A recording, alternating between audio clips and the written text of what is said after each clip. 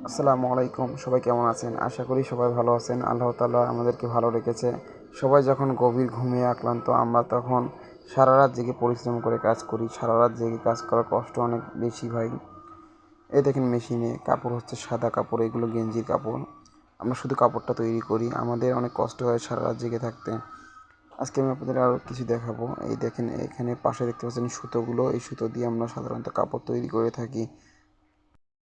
আমাদের এখানে শুধু কাপড়টাই তৈরি করা হয়, অন্য কিছু করা হয় না। অন্য কিছু করতে গেলে গার্মেন্টসে যাওয়া লাগে। এই কাপড়গুলো গার্মেন্টসে গিয়ে বিভিন্ন পর্যায়ক্রমে গেঞ্জি তৈরি হয়। এই দেখুন আমাদের ফ্লোরটা কেমন দেখা যায়।